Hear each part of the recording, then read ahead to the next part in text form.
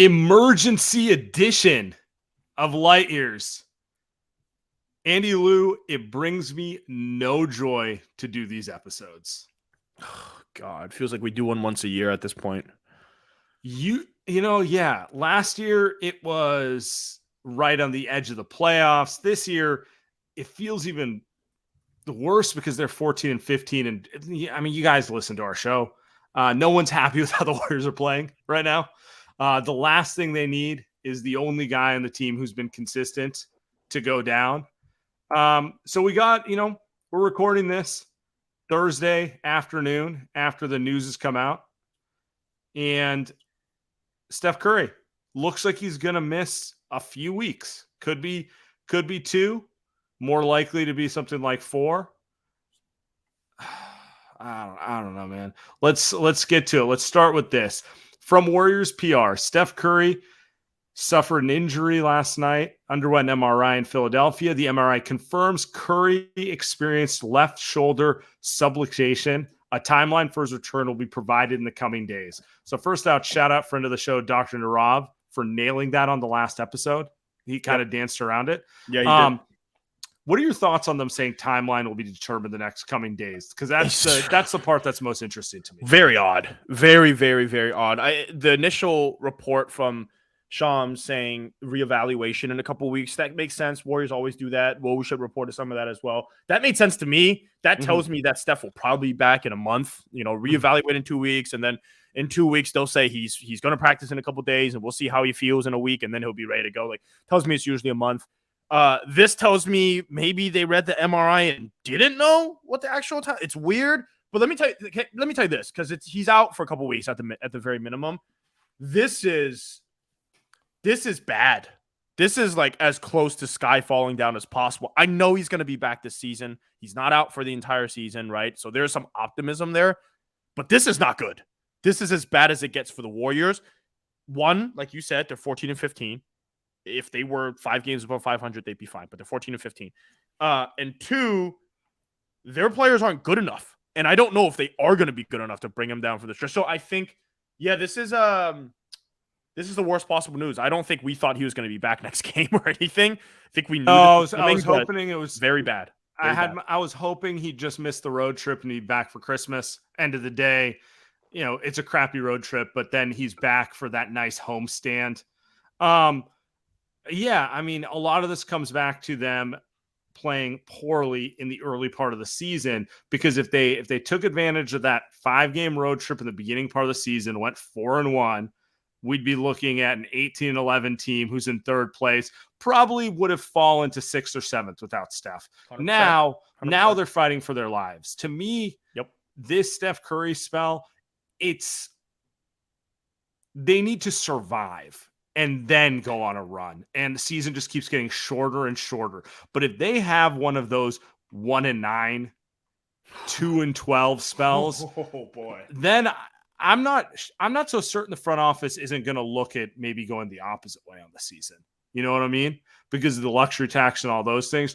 There's a lot at stake over these next 2 weeks just for the Warriors to stay alive. I want to bring up Shams's quote before we get into the schedule stuff and talk about that. So let's do that real quick. Shams stating that Steph will be reevaluated in a couple weeks, and people are thinking. Sources tell me that Steph Curry has sustained a labrum injury in that left shoulder. It's not believed to be super serious because, it could have been a case where a torn labrum and surgery and you're out, this jeopardizes most of the remainder of the season. But in this case, I'm told surgery is not expected to be required, and he's going to be reevaluated in about 2 weeks.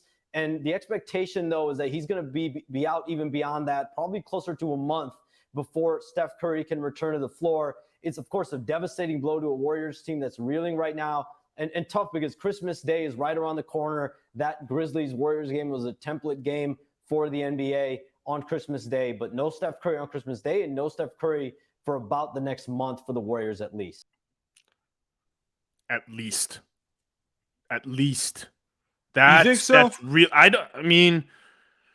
one of the best reporters that we've got in the game, right? In terms of breaking news. So I mean, I'm gonna trust that's right. Shout out to the Browns. At least, dude, a month at least. Here's what that tells me. Here's what it tells me. I need to see 3 people step up in the next month. Or if it's 2 weeks, whatever. If we find out it's 2 weeks, great. Still 2 weeks. 3 people. Number 1, Draymond Green. I know you want to get kicked out every game because you're not playing with Steph. He's already saying he's got a quad injury. He's questionable for Friday. Dude, you need to step up. He got kicked out last night because he's throwing a bitch fit. Like, step it up. Number 2, Klay Thompson. Hey, veteran, right? He's not going to play the back-to-backs, but he's still a veteran.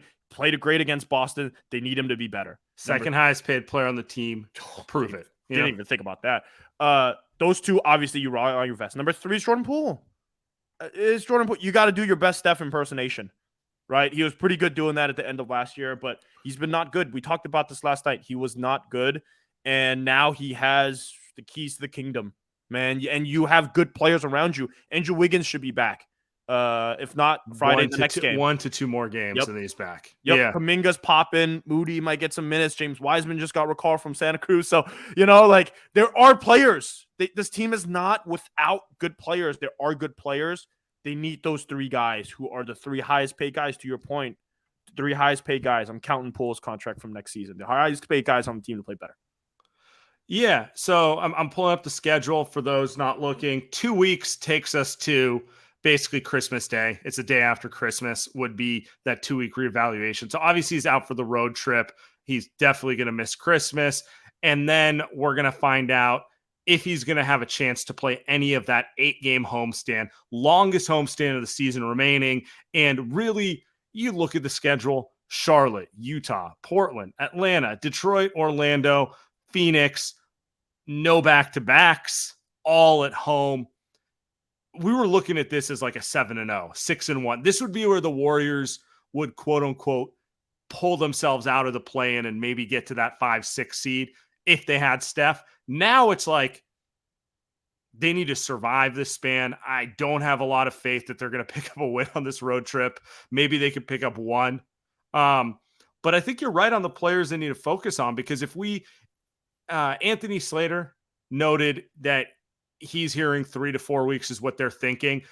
Just to put that into terms, 3 weeks would mean he could play on that January 4th game against Detroit, which is the 6th of 8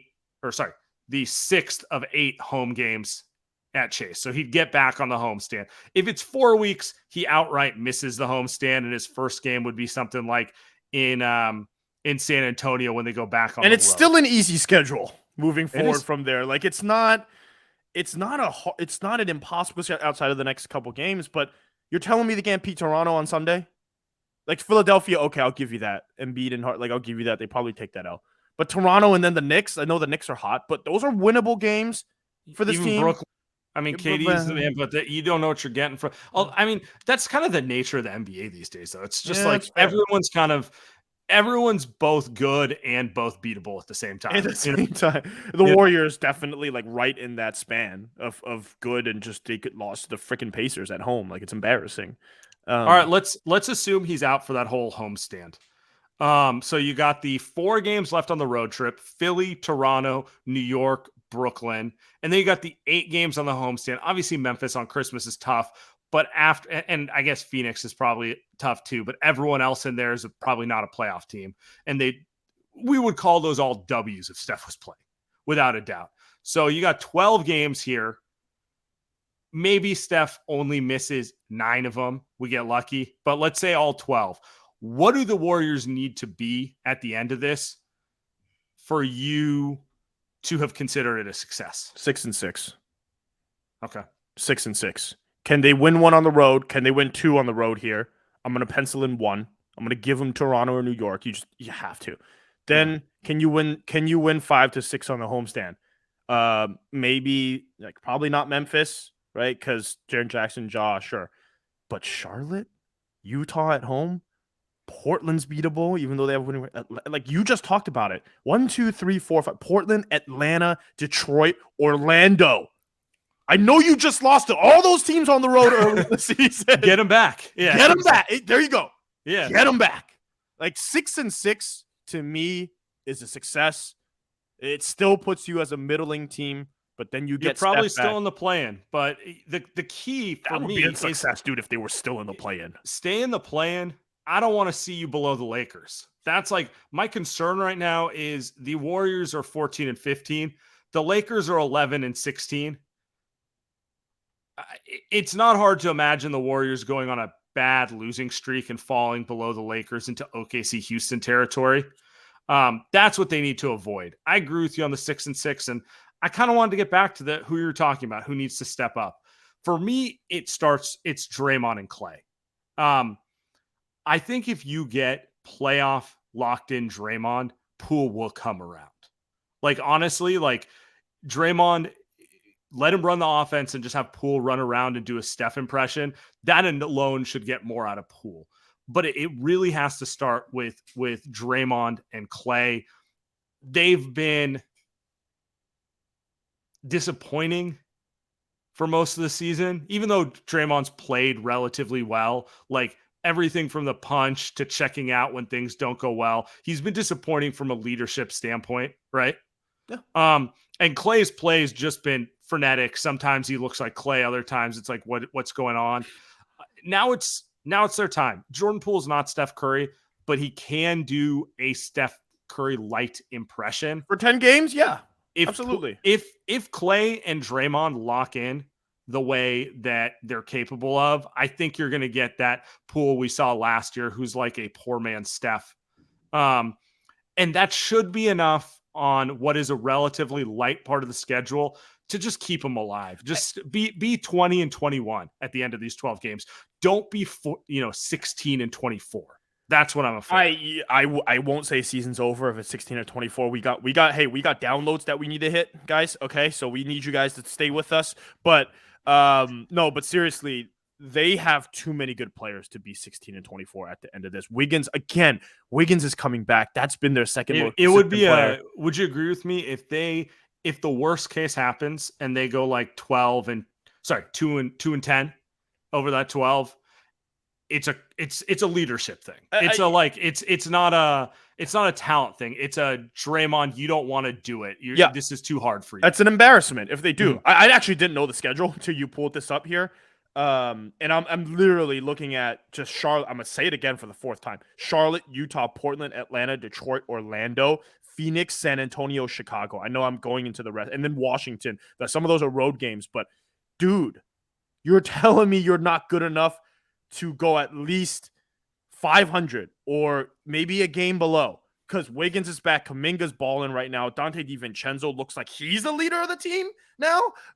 And then Looney's gonna look better if he's not playing on a back-to-back. So you've got way too many good players, man. You are not the Detroit Pistons. You need to. These are non-negotiables. You should be beating Charlotte at home. Yeah. You should be. You should be beating Portland at home. You should be beating Atlanta at home. Atlanta's terrible, dude. Like, just. By the way, I loved seeing that from Dante, but it brings up the same point. I should see that from Draymond and Clay. I shouldn't be seeing that from Dante. It's great to see Dante kind of have a level of pride, be like, it's the Warriors. We shouldn't be doing this. You're the new guy also. I expect that from the main guys a little more.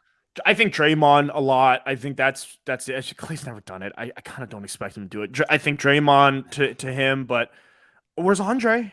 I mean, Andre, is he going to be back at some point here? It's highest paid assistant in the league, assistant coach in the league, right? Is it just?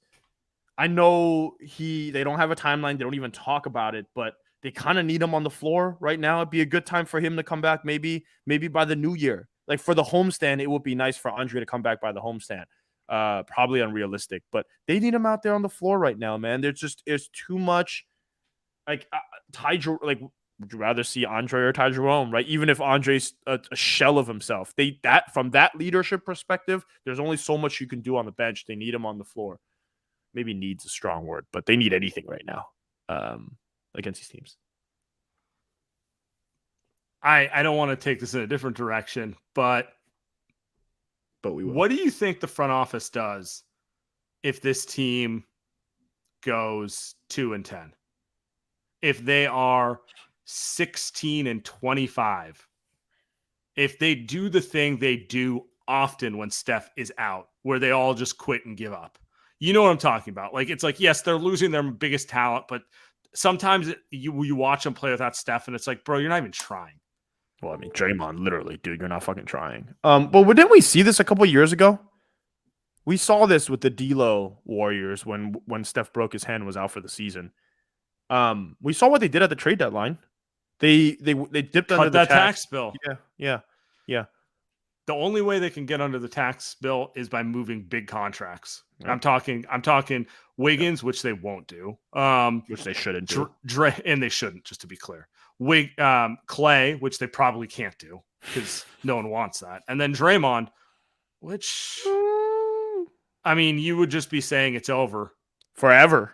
Yeah. Like, you would be saying it's over, not just this season. You're saying it's over next season because – yeah, you're officially trying to build a new team. Maybe you can build another contender around Steph. I mean, I know you can, but like, you're clearly saying we're not doing it with the same core. It's not happening. So that I don't think that's going to happen. So what do you like? And you could save some money trading Wiseman's fat contract away, but are they going to do that? That's unlikely too. So he just got called back. I just saw that. We got to talk on that too. He's Big Jim back. He's playing well. I'm just. What do you do though? Like, what can you do if they go 2-10? Probably nothing. Probably not trade those. Probably not trade Wiseman for a vet. Like, that's what we want, but that's probably not going to happen. I don't think you're paying. So here's what I'm thinking. If they go 2-10, which I don't know why we're fixated on that number, but whatever. They go. Let's just say the worst case happens. They have a disgusting 10 to 12 games without Steph, and now they're 10 games under 500, and they're snowballing. There's no way the front office is paying this much luxury tax to not even have a playoff game. Someone's getting moved. On the flip side, if they keep alive and Steph comes back and they go on a little run, I think the complete opposite. I think the front office is like, these dudes, something's going on here and we have to get them a reinforcement, because if we get them a reinforcement, they might make a run in the playoffs. That's going to make, I hate to say it's all about money, but when is it those playoff dates made the Warriors front office a lot of money. Joe Lacob has said it a million times over. I'm not paying that much tax for a non-contender, which is fair. But the whole point is, okay, I have to cut the league a $200 million check of tax, just tax on top of the payroll. It's worth it if I get 15 extra days of playoff revenue.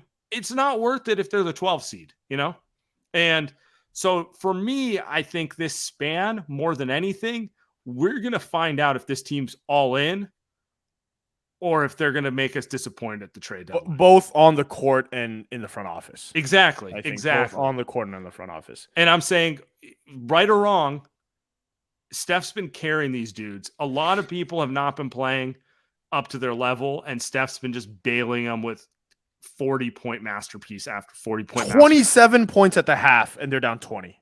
What is that? 37, 8 and 7 through like 2.5 quarters. Like, it was mid-third. He might have had a 50-point triple-double the way he was going. Like, and who cares? Like, he's done that so much this year. Now it's kind of, we can criticize every player on the Warriors roster for how they've played this year, other than Steph Curry. Now is their time to prove it. Now's the time, is the way I look at it. Because the season could very well be defined here. They keep alive. They might go on a run by proving they could keep alive without Steph when he comes back.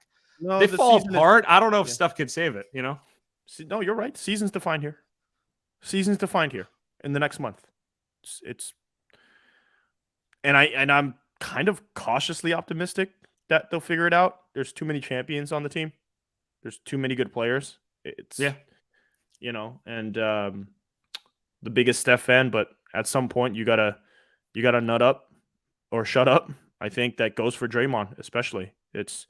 You're the leader now, and looking at the schedule, it's doable. And to your point, if they can stay to that 500 mark and then get Steph back for supercharged, Steph's exhausted, dude. Like, he shouldn't even been playing that back-to-back last night with the way, but he has to, and he has to play like he's in Boston for the Warriors to have the chance. So I think, maybe they lose by 30 on Friday in Philly, but I think they're gonna have to look at themselves in the mirror and kind of, you know, say to themselves, either we pick ourselves up or the season's over.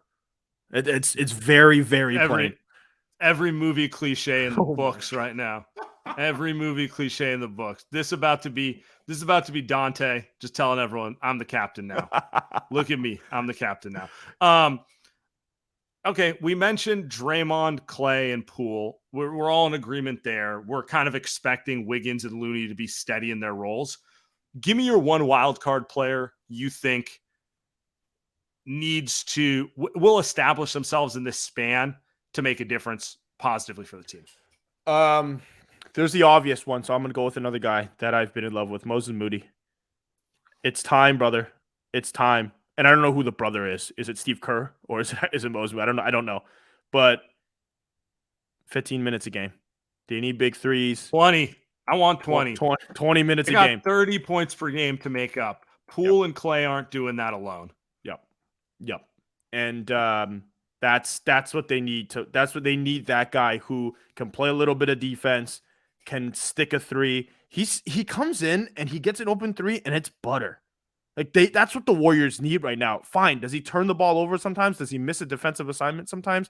He does. Is he kind of slow? Yes, he is. You know who else is slow? Ty Jerome and Anthony Lamb. Those guys are fucking slow. And those guys can't shoot. So I mean, Lamb can kind of shoot, but goddamn, that thing's ugly. I trust Moses Moody's shot going in a lot more. He can't shoot it like Moody. Moody can, yeah. Kind of a fake shooter, but I think that's the guy. What other choice do they have? That's the guy. And I hate you because that was mine. Yeah. But I thought you would go Kuminga, so. No, it's fair. I mean, the trend. But what I was going to say is I feel like part of the reason Moody hasn't played is because he's more of a scorer than Steve wants him to be. Yeah. Steve's like, Steph's a scorer, Poole's a scorer, Clay's a scorer. I need a Dante or a Lamb, a guy who's looking to be more of a ball mover than another guy looking for his own shot. And I don't agree with Steve. Fair. Kind of fair. I kind of think it's needlessly harsh on Moody. Sure. Yeah. Well, they need the shooting now. And I think if Moody's going to get 20 plus minutes a game, is he going to replace Steph? Of course not. But can he be that third scoring guard that they need? I think he can. And I think the last few games, he's shown that he can hit shots and have some form of impact. Now he's going to get more run because they can't just count on Poole and Clay to get 80 points a game. They gotta get it a little more. Kuminga's the other one. Let him do a little more, but Moody's got to give him a little more. Anyway, I agree because Dante's coming on, and at this point, like who are the other guys that you're gonna rely on? There's nobody else. Like you can't give. Wiseman's been playing well, but for him, it's even like, then can you stay on the floor? He's a play finisher too. It's like they need another guy without Steph who like can shoot it off the bounce, really, is the best way to put it. So, all right. We're interesting times for Warrior Nation ahead. Interesting times. We'll be back. Later.